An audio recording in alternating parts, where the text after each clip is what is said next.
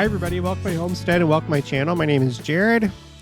Sky News. France becomes first country in the world to make abortion a constitutional right. So the world has hit a new low, and now I have a new entry on my Second Coming timeline for March 4th right here. And if you go 2 entries down, you'll see that Greece legalized same-sex marriage countrywide on the 16th of February, which is another thing that I'm tracking. And before we talk about France, I just want to remind you that I am keeping track of the spread of these countries that are legalizing same-sex marriage, because now I might have to start doing the same thing for abortions as a constitutional right.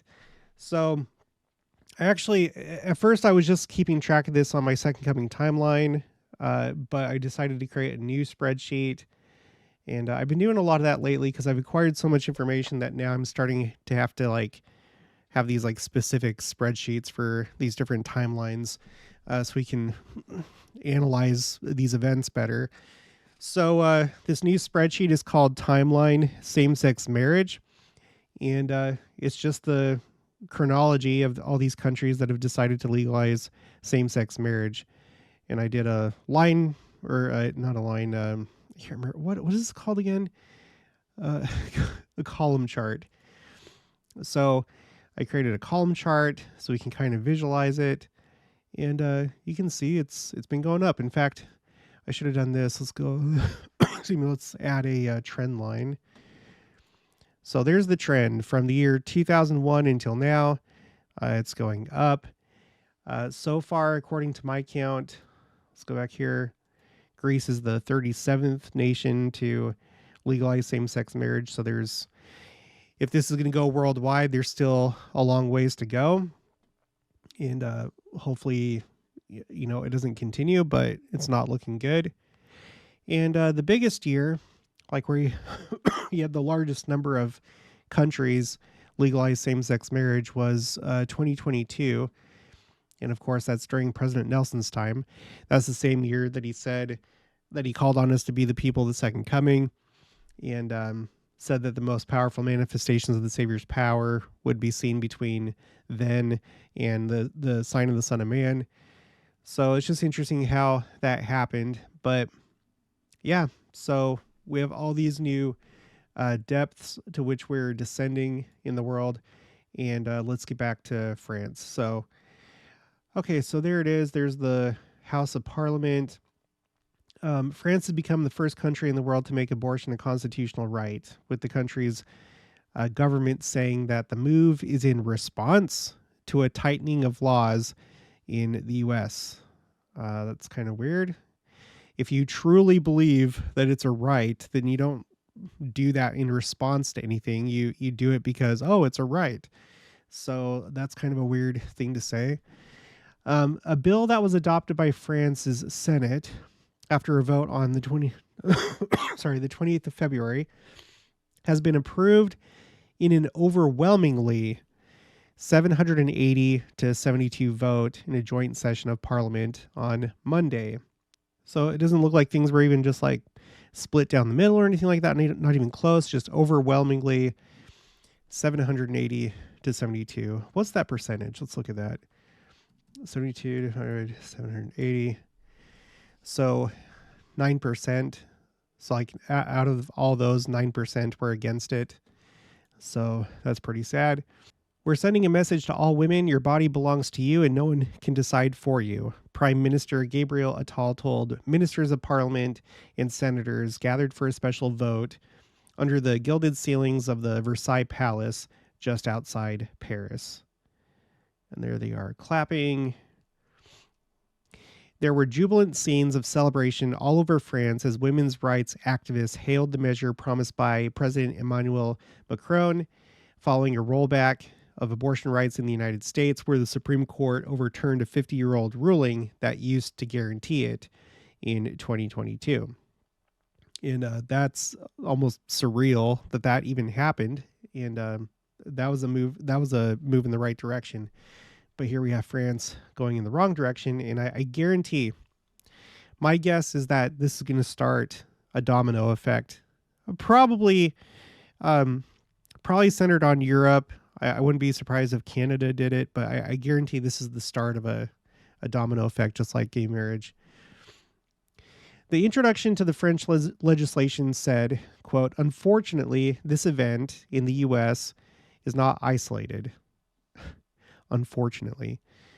In many countries, even in Europe, there are currents of opinion that seek to hinder at any cost the freedom of women to terminate their pregnancy if they wish. End quote. In a post on X, formerly Twitter, Mr. Macron welcomed the, quote, "entry of a new freedom guaranteed in the Constitution," end quote, and invited the public to attend a sealing ceremony of what? On International Women's Day on the 8th of March. A sealing ceremony. Like what oh my gosh. What does that mean? Let's see, sealing like it's obviously some kind of like political thing or like honorary. If you know what that means, put it in the comments below. But listening to that, with LDS ears, that sounds especially bad when we're talking about this topic. I know that's not what they're talking about, but a ceremony for this. Oh my gosh. All right, continuing. None of France's major political parties represented in parliament has questioned the right to abortion, which was decriminalized in the country in 1975. Polls, I think there's a typo there. Polls show around 80% of French people back the fact that abortion is legal. Well, that seems to match the members of parliament in that percentage that we found. So I guess that goes hand in hand. Quote, "This right to abortion has retreated in the United States, and so nothing authorized us to think that France was exempt from this risk," quote unquote risk, said Laura Slimani from the Fondation des Femmes Rights group. Mr. Macron has reportedly been hoping the constitutional revision will set him apart from France's far-right National Rally Party ahead of the European election in June. So, as all these unborn children die, like now that number is probably going to increase, he has the benefit of, like, the political benefit of being set apart, from the opposition during the elections. So I'm glad that worked out for him politically, while all these however many children are going to die.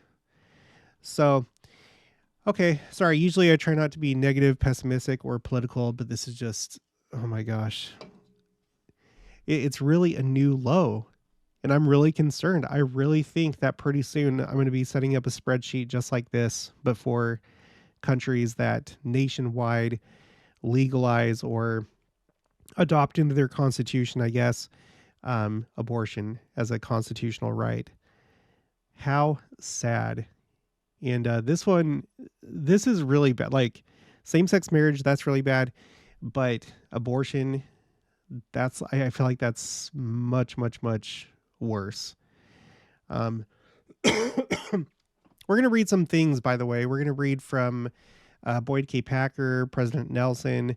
I pulled up some talks to read from, so we'll look at that in just a minute. Let's see. Oh yeah, I meant to show you this. This is going back to the same-sex marriage. So I'm getting all this information from Wikipedia.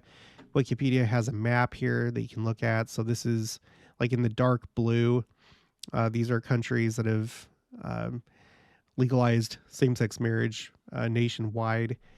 Whereas you have, whereas you have these other colors that represent different exceptions or things where it's not, in some form it's recognized but not legalized nationwide. And you can see it's pretty much all like Western countries, Western civilization that's gone this way. So probably not a good sign as we near the second coming. Probably a sign that we're just that much closer. Yeah. So, okay. Anyway, back to this. Let's go to, I did a search on the Scripture Citation Index for abortion, and Remember, this only goes back to 1942 as far as General Conference talks go. And I thought that I would read the very first time that this appears since 1942 in General Conference and read what that said. And then after that, read from Boyd K. Packer, October 1990 General Conference, President Nelson. At the time, he was Elder Nelson in the Quorum of the 12 Apostles, April 1985 General Conference. And the whole talk was about abortion. And then I wanted to, we'll see, possibly go over some of this, the most recent mention of abortion in General Conference by, this is, I think, Elder Neil L. Andersen. Yes. Okay. Okay, so going back to April 1952, and this is by Ezra Taft Benson. The name of the talk is America, What of the Future? And he says, I read recently Volume 3 of that monumental work by Will Durant, The Story of Civilization. This volume, entitled Caesar and Christ, covers the rise and fall of the Roman Empire and the coming forth of Christianity. It covers a period of 1,125 years, from 800 BC to 325 AD. At the end of this 600-page volume, the author writes an epilogue under the caption, Why Rome Fell. And here, let's go back to this this map, and we see essentially the descendants of Rome, right? We have Latin America, comprising Mexico, Central America, South America, and then we have all the other European countries that essentially received inheritance from Roman civilization and culture, including the United States and Canada and Australia and New Zealand and South Africa, because it was colonized by the British. So here we are, the modern Roman Empire. Let's read what Ezra Taft Benson has to say. Why Rome fell. It is generally agreed that not infrequently history repeats itself. The author lists the major causes why this great civilization fell apart. I wonder if there is anything in what he says for us to take note of today. As a read, this volume. Okay, I think there's some typos here. As I read this volume, I was caused to reflect on the similarity of conditions and practices then and now. And he's saying this in 1952, when Leave It to Beaver is on TV and Father Knows Best and shows like that. May I give you briefly this summary? The first group of causes he termed biological, and no doubt most fundamental. They had to do with the limitation of families, the deferment and avoidance of marriage. And let me just say, let's pause here. I know that this is a big concern for church leadership, is our own youth are putting off marriage because I guess they think that they have to start off in an HOA home and have a pool and cars and everything like that before, they can fill that house with children. Which is really silly. Please don't do that. I have quotes about that, by the way, on my quotes A through Z spreadsheet, so go look it up. But anyway, the deferment and avoidance of marriage, the refusal of men and women to shoulder the great responsibilities God ordained of honorable parenthood. He mentioned that sexual excesses were indulged in commonly, both in and outside the marriage covenant. The operation of contraception and abortion was common. This, together with other things, resulted in reduced fertility, sex ran riot, and moral decay resulted. Yeah, we are there today. We are definitely there today. We are just on our way to destruction. Okay, this is Elder Boyd K. Packer of the Quorum of the 12 Apostles. At this time, October 1990 General Conference. The name of the talk is Covenants. 3 Dangerous Lifestyles. My message is to you who are tempted either to promote, to enter, or to remain in a lifestyle which violates your covenants and will one day bring sorrow to you and to those who you love. Growing numbers of people now campaign to make spiritually dangerous lifestyles legal and socially acceptable. Among them are abortion, that's number one, the gay lesbian movement, number two, and drug addiction. They are debated in forums and seminars, in classes, in conversations, in conventions, and in courts all over the world. The social and political aspects of them are in the press every day. Yep. And today, March 4th, 2024, it's France adding abortion to the Constitution. Okay. Now let's skip down. Let's go to the section of his talk about abortion. Nowhere is the right of choice defended with more vigor than with abortion. Having chosen to act and a conception having occurred, it cannot then be unchosen. But there are still choices, always a best one. Sometimes the covenant of marriage has been broken. More often, none was made. In or out of marriage, abortion is not an individual choice. It is at minimum, 3 lives are involved. The scriptures tell us, "Thou shalt not kill, nor do anything like unto it." Except where the wicked crime of incest or rape was involved, or where competent medical authorities certify that the life of the mother is in jeopardy, or that a severely defective fetus cannot survive birth, abortion is clearly thou shalt not. Even in these very exceptional cases, much sober prayer is required to make the right choice. We face much sobering choices because we are the children of God. In the next section, the next section is called "Man, Not Just an Animal." Little do we realize what we have brought upon ourselves when we have allowed our children to be taught that man is only an advanced animal. We have compounded the mistake by neglecting to teach moral and spiritual values. Moral laws do not apply to animals, for they have no agency. Where there is agency, where there is choice, moral laws must apply. We absolutely cannot have it both ways. When our youth are taught that they are but animals, they feel free, even compelled, to respond to every urge and impulse. We should not be so puzzled at what is happening to society. We have sown the wind, and now we inherit the whirlwind. The chickens, so the saying goes, are coming home to roost. And I would go a bit further and say narcissism is on the rise. People are becoming more and more cold in their hearts and toxic, and focusing on themselves and dehumanizing everybody else.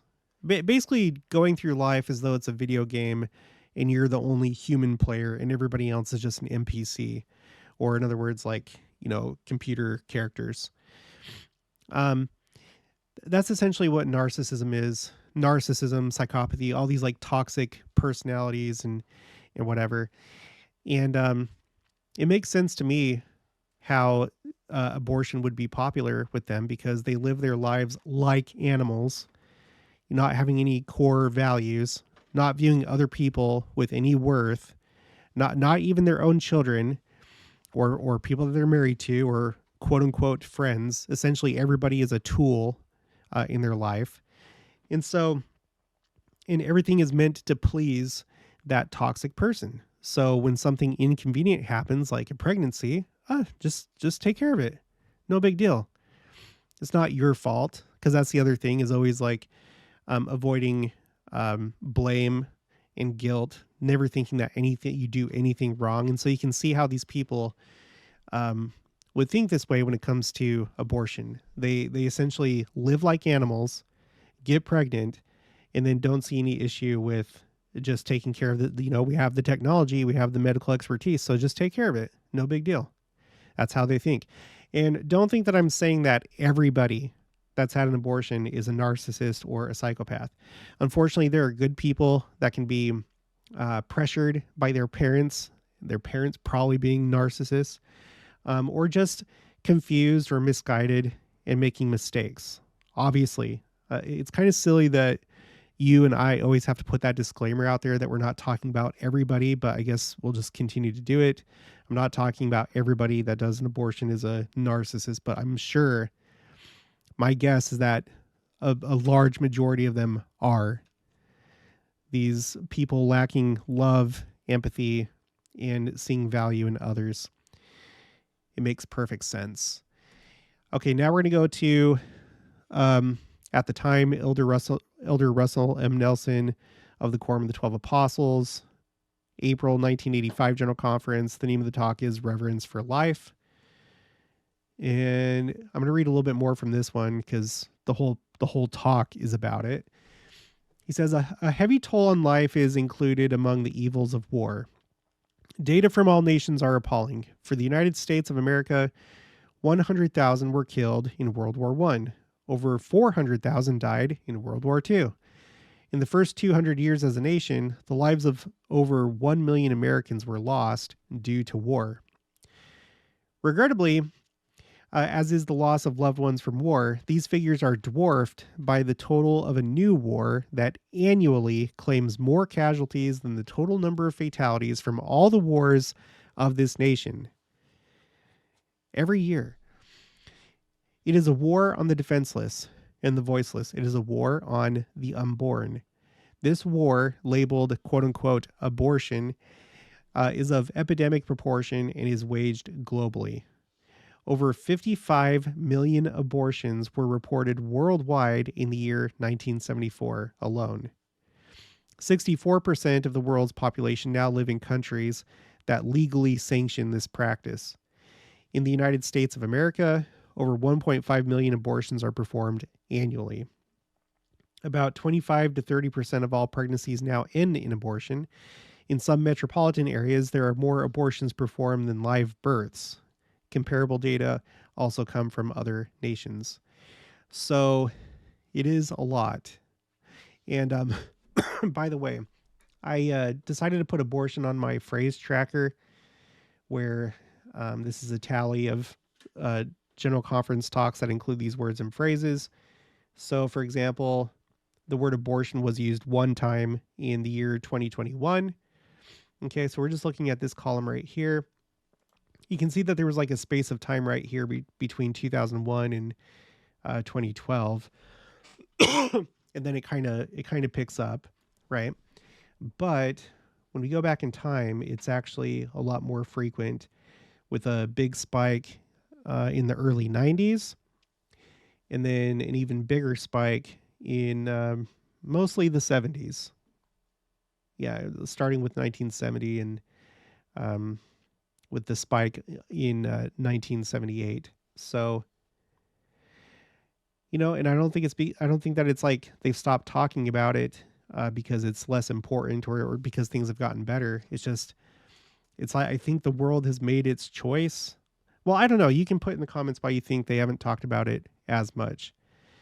I don't know if, like, as a church, we've done better with it. Like maybe back in the 70s and before, maybe you had members of the church that were struggling with this more, and the church really needed to like solidify this in members' minds that our doctrine is, abortion's not okay, except for those couple circumstances.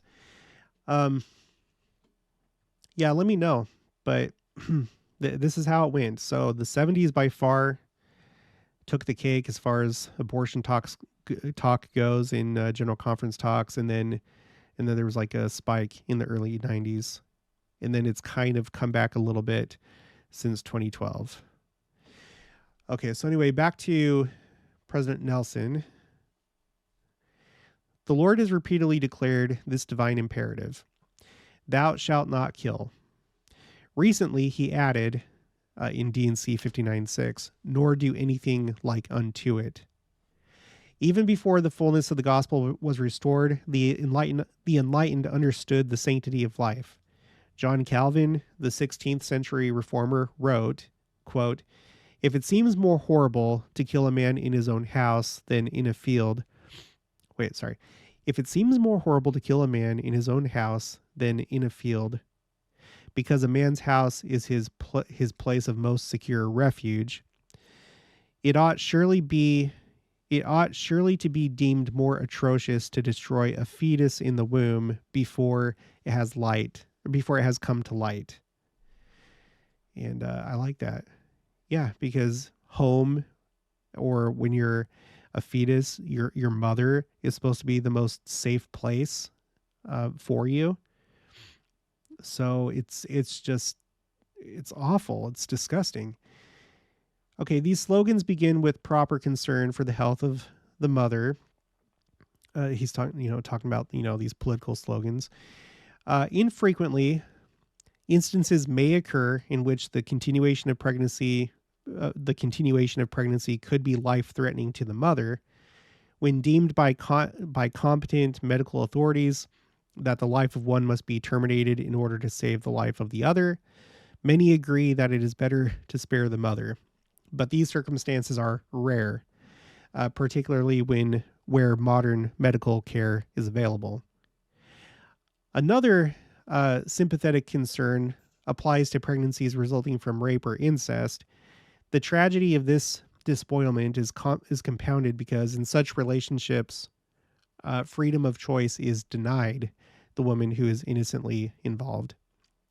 But less than 3% of all abortions are performed for these two reasons. The other 97% are performed for what may be termed reasons of convenience, quote unquote. Some argue for abortion because a malformed child may result. The harmful effects of certain infectious or toxic agents in the first trimester of pregnancy are real. The experience of a couple, whom I shall identify as Brother and Sister Brown, fictitious names, is instructive. Sister Brown was only 21 years old at the time, a beautiful woman and a devoted wife. In her first trimester, she contracted the dreaded German measles. Abortion was advised because the developing baby would almost surely be damaged. Some members of her family, out of loving concern, which I'm not going against President Nelson, but I think that's an assumption. We don't really know. Out of loving concern, quote unquote, applied additional pressure for an abortion. Quote, "Don't burden yourself financially with a handicapped child," they argued. "You are too young and too poor."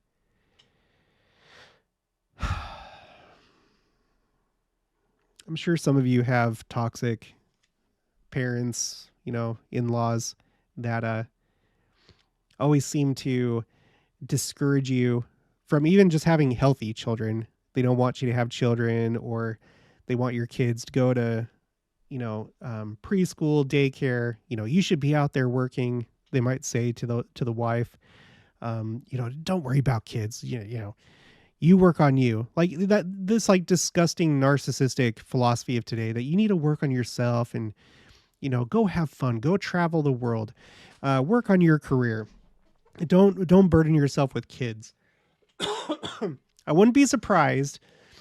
Of course, I don't know the Browns, but I wouldn't be surprised if some of those family members were toxic.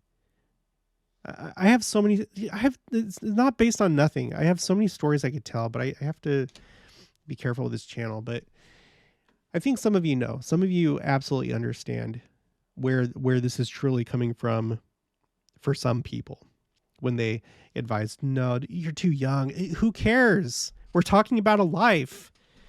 My gosh, like as though money is more important than a life.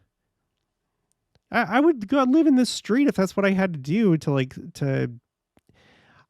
In other words, if I had to choose between having a family and living in the street, or living in a decent home but not having that family, I would choose to live in the street.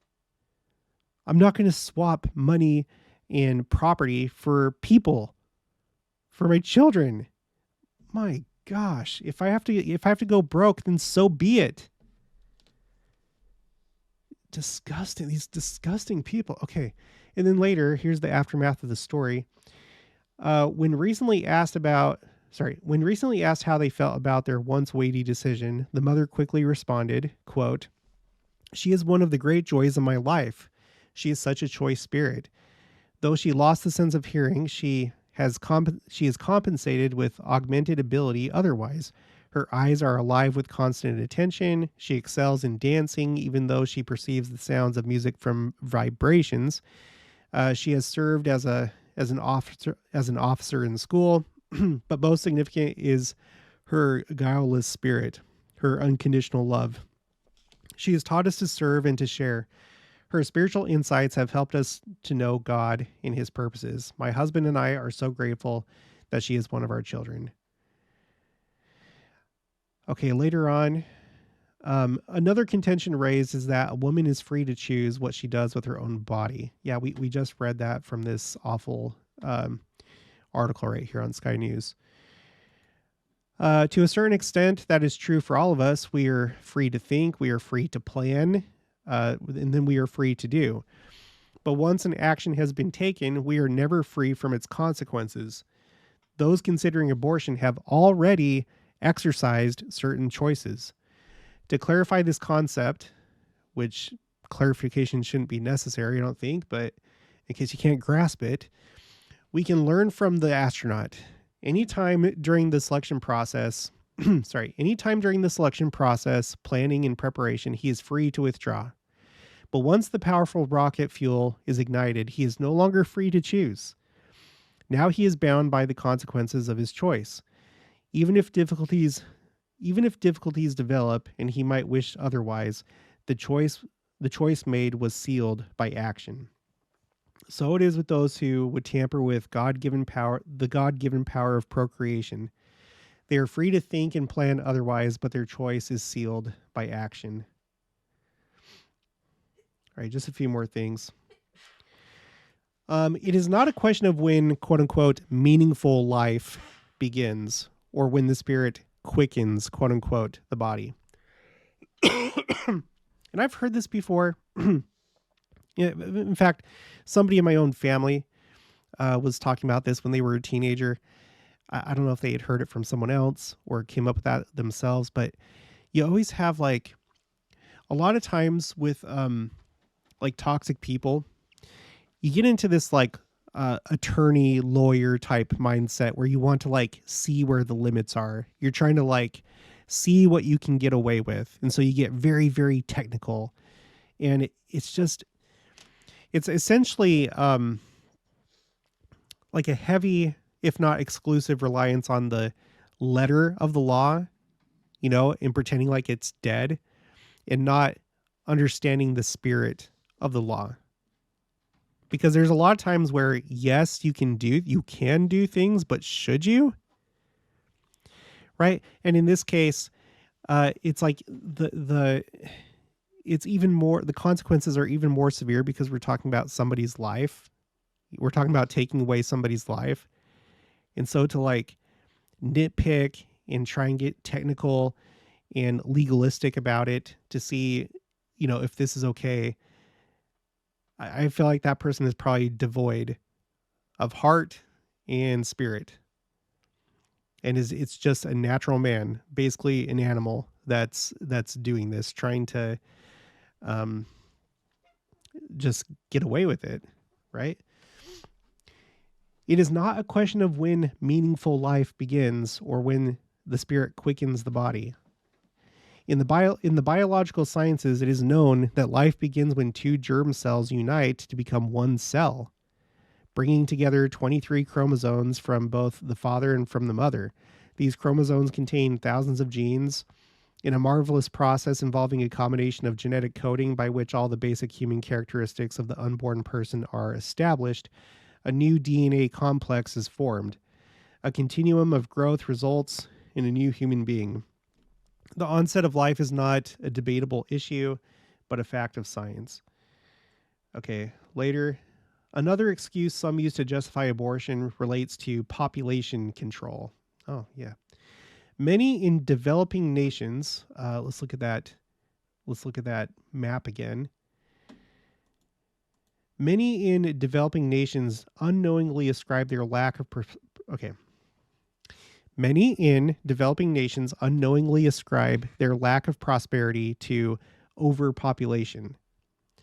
While they grovel in ignorance of God and his commandments, they may worship objects of their own creation or nothing at all, while unsuccessfully attempting to limit their population by the rampant practice of abortion.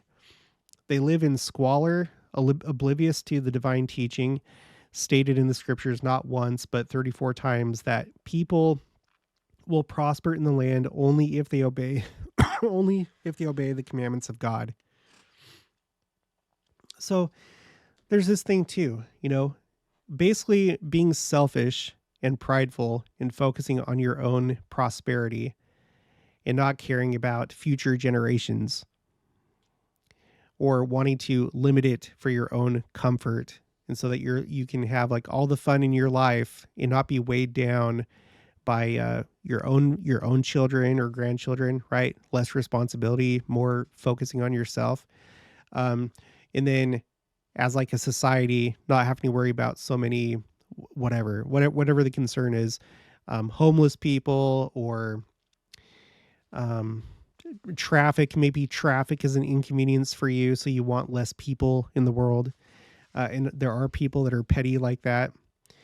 The list goes on and on. You can see why toxic, evil people would want less people, because they see it as, less people, so there's more for me. There's less to share, and there's more for me. Okay. And I think we'll just close on this. Now, as a servant of the Lord, I dutifully warn those who advocate and practice abortion that they incur the wrath of Almighty God, who declared, if men hurt a woman with child so that her fruit depart from her, he shall be surely punished. That's from Exodus 21:22. Of those who shed innocent blood, a prophet declared, the judgments which God shall exercise in his wrath shall be just, and the blood of the innocent shall stand as a witness against them, yea, and cry mightily against them at the last day. I think that's probably all I want to share. I was going to go into this a little bit too, but anyway, another sign of the times, another thing to make this year just that much more crazy. I feel like things are going to keep getting crazy this year for so many different reasons. But this is the news of today. Okay, that's going to be it for this one. If you haven't already, please make sure to subscribe, like this video if you liked it, leave your thoughts and opinions down in the comments below. Also make sure to share it, and I'll talk to you guys later.